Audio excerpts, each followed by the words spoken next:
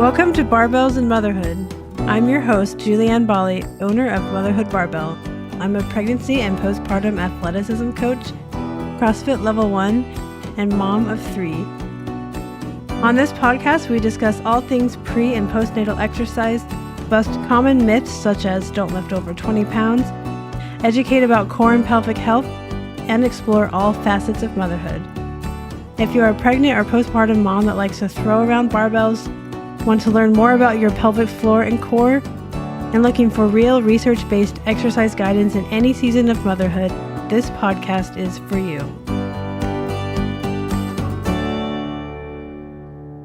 Welcome to another episode of Barbells and Motherhood. So today's episode, we are going to talk about things that I wish I knew before the age of 29. I am now 31, but I did not learn about these things until I was 29.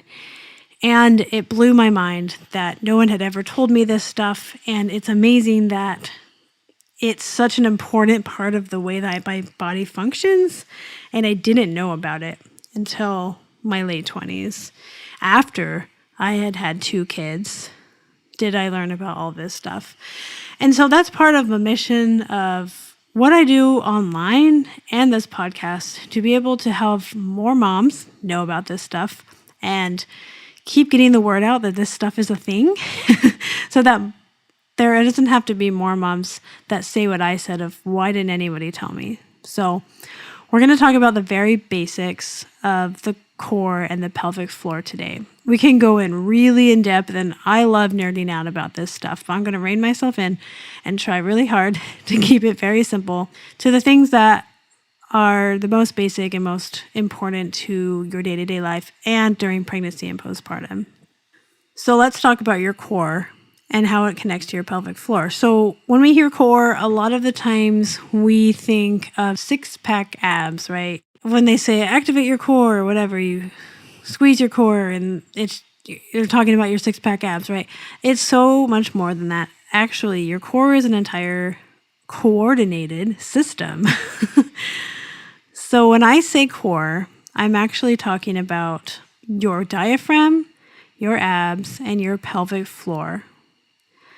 Again, this is going to be a very simplified explanation. There are a lot of other muscles and things that are a part of this core system, but for the simplification of what we're going to be talking about or the function of it, we're just going to keep it really simple and not do a deep dive into anatomy today.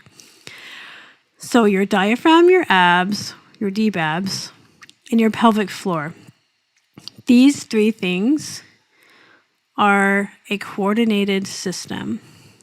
Your pelvic floor is at the bottom of this system. Your pelvic floor is a group of muscles that is at the base of your pelvis. So you feel your hip bones, you feel your pelvis bones. Sitting at the bottom of that is a group of muscles that is very important to your day-to-day life. Your pelvic floor is amazing and does so much for you every single day. You can think of the pelvic floor like it's a hammock. It supports your bowels, your uterus, and if you are pregnant, your baby. So already that's pretty important, supporting those organs. Your pelvic floor controls your continence. So the pelvic floor is the reason that you don't just pee and poop your pants, that you're keeping your pee in, it's keeping your poop in until you allow it to come out. And as I mentioned, it is at the bottom of this core system. When we breathe in, our pelvic floor and our diaphragm descend, our chest and our belly expand out. And then when we breathe out, the pelvic floor and the diaphragm ascend, and the belly draws in and the pelvic floor contracts back to where it was. So when we understand that the pelvic floor descends when we breathe in and ascends when we breathe out, and that it works together as a system, we can manage how much pressure is in that system. Because if we're breath holding or if we're holding a lot of tension, we're bearing down, all of that pressure is going to go down onto the pelvic floor. Or when we're pregnant and there's already a lot of pressure going out onto our core, that pressure also could be distributed out onto our core, and that is where we see what we would call coning.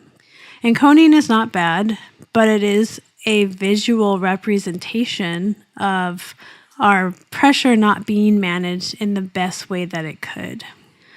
So when we understand how to breathe and how to manage our breath, that is how we can care for our pelvic floor. So when we are pregnant, as I said, there is pressure going out onto your core, and there is pressure and strain going down onto the pelvic floor. So when we are working out when we're pregnant and we want to be able to preserve this pelvic floor, we need to understand how this core system works so that we can best breathe to be able to manage the pressure that is going down. We don't want to add more pressure going down.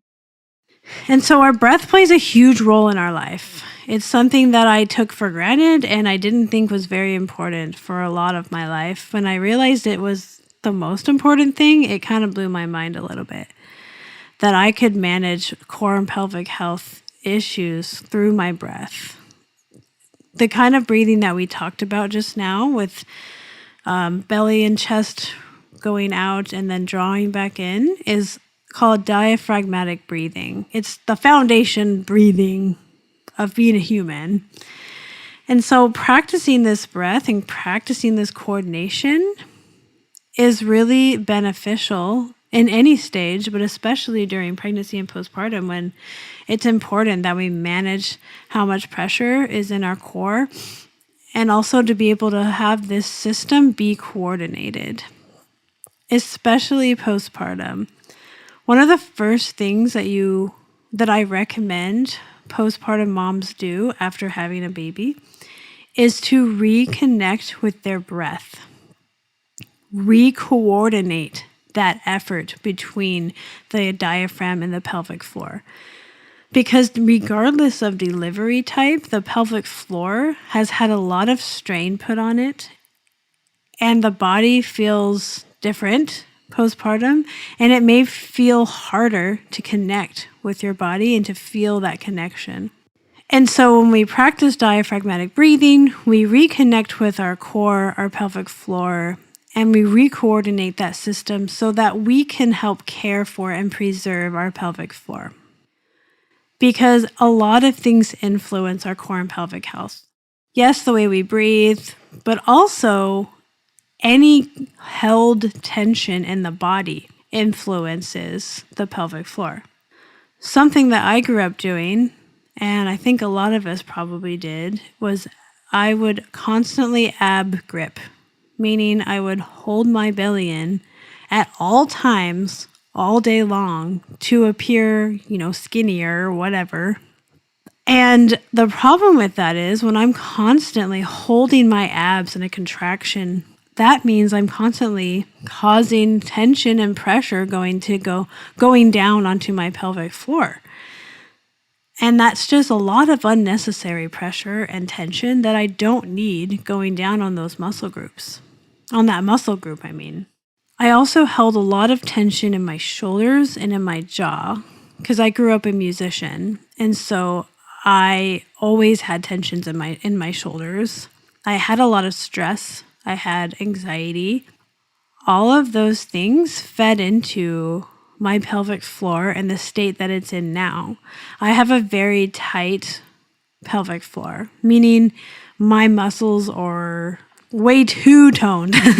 They don't need any more strengthening. They are over-strengthened to the point where I need to downtrain. I need to relax my pelvic floor. I need to lengthen my pelvic floor.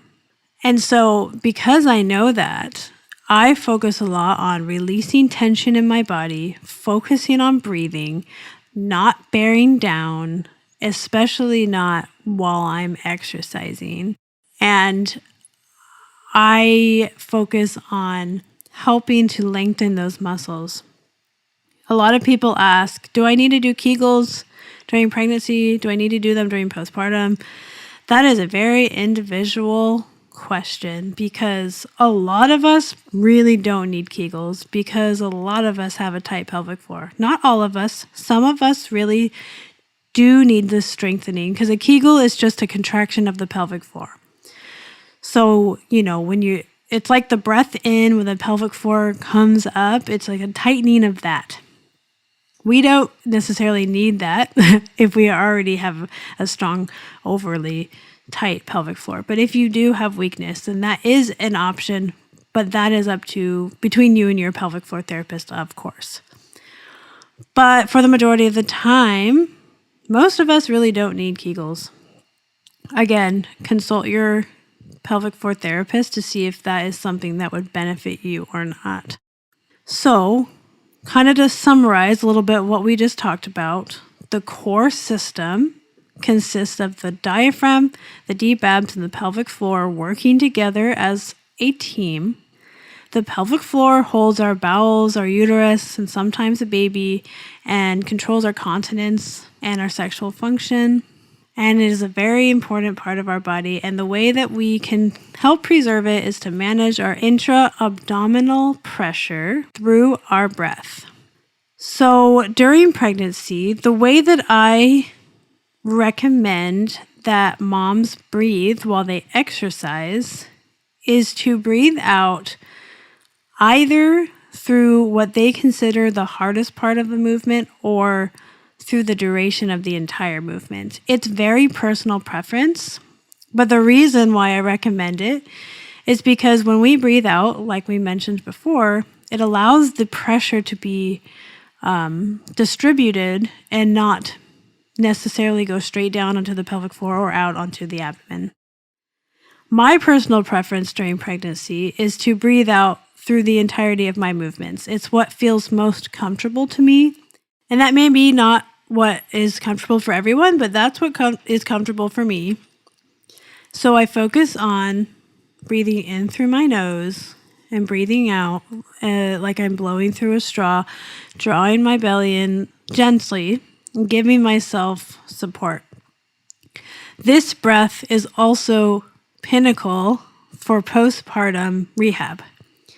Because as I mentioned before, we start with the breath to reconnect our body and our mind, re-coordinate the core system, but then also we pair that breath with movement. This can look like doing glute bridges or heel slides or supine marching, Pallof press, whatever rehab movement of choice that you choose. We don't just want to do the movements. We want to be able to use that deep core oblique muscle groups to be able to rehab that core, retrain that inner core, and really strengthen. And that is done by the way that we breathe. So, for example, if you're doing a glute bridge postpartum, you're going to breathe in through your nose, and while you are breathing out through your mouth, like you're blowing candles out, you're going to draw your belly in, and you're going to then lift up and do your glute bridge while you are exhaling and drawing your belly in. That is how you will be able to activate that deep core and the obliques to be able to rehab your core and strengthen your core. It isn't just about doing the movements, it's about the way that we do them. And so understanding our core and pelvic health is a big piece of the puzzle during pregnancy and postpartum. And like I said, these are things that I wish somebody told me ages ago.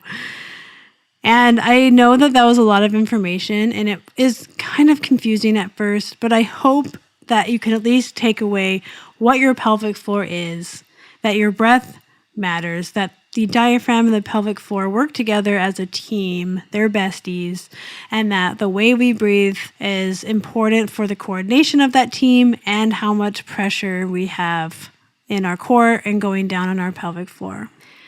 Because pelvic floor issues are very common, and I didn't know that. And I wish that someone had told me that you don't just have to live with incontinence, leaking when you're jumping or running. You don't have to just deal with pain or feelings of heaviness. That you can reach out to a pelvic floor physical therapist, and they can give you an evaluation and help you to resolve the issues that you may be facing with your core and your pelvic floor.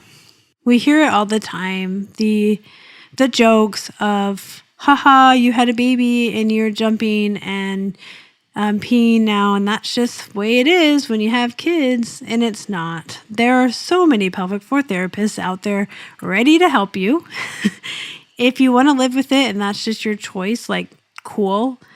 But you have to know that there is options for you. There is a lot of options to be able to help you to resolve these issues. There are a lot of different reasons that you may be leaking. And I just wanted to talk about my experience with incontinence as a way to end this episode in context of the pelvic floor and the core. Let's talk about how I used to pee myself.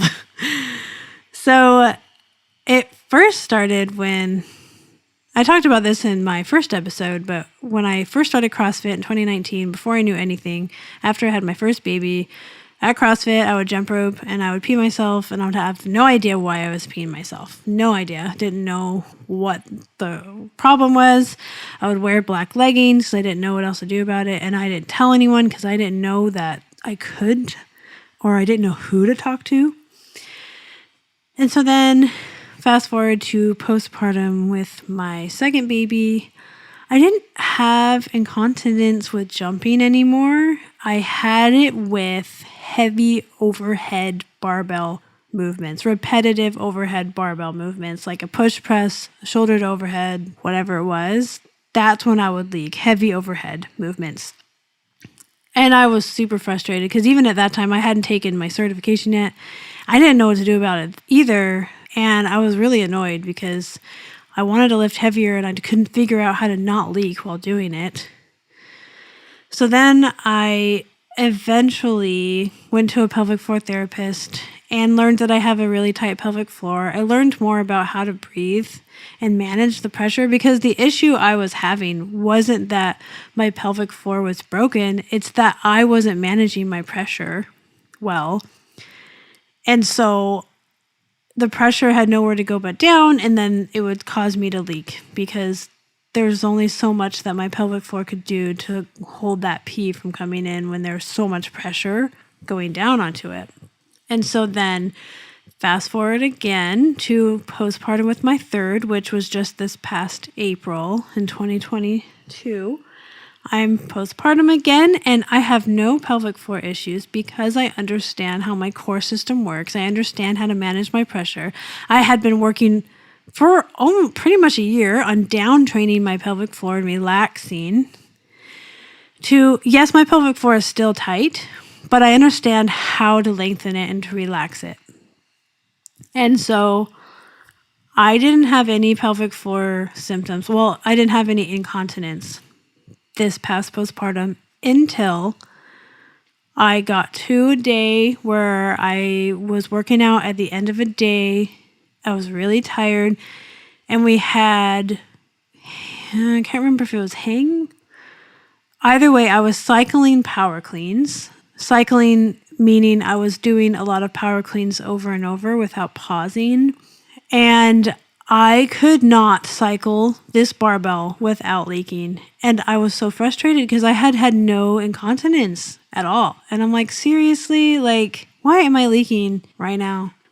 And it's a few things. So one, postpartum recovery and return to exercise is not linear. Sometimes things are great, and then sometimes they are just not so great. And it's just up and down. So it was just one of those down days. And then two, it was at the end of the day. I had sat a lot that day. I was probably holding a lot of tension. And so the pelvic floor is a muscle group, and it probably just got tired. It was at the end of a workout. I was under fatigue because I didn't leak the whole workout. It was just at the end of the workout. And so I was probably just tired. My pelvic floor was done, and my form was breaking down from fatigue during the workout. And so it resulted in me leaking and not being able to manage my pressure well. it just makes sense that that is what would have happened. So since then, I haven't had hardly any other instances of incontinence. It does happen here and there for reasons like that, where I'm really tired or my form is broken down. But overall, in a day-to-day setting, day-to-day workouts, I don't leak anymore because I know how to manage my pressure. I know how to breathe. I know how to do a proper breath hold without bearing down, because that's another really important thing. And so it is possible to not leak during exercise. You don't have to just live with it. And it doesn't have to hold you back. Go see a pelvic floor therapist. Learn how to breathe and manage your pressure, and learn what your pelvic floor needs, your specific pelvic floor, and what it needs. So I hope that made sense. I know that was a lot of information, and please let me know what questions you have about the core and your pelvic floor. And I look forward to more conversations about these topics, and I'm really glad that if you listen to this today and you didn't know anything about your pelvic floor and your core, that I hope you learned something.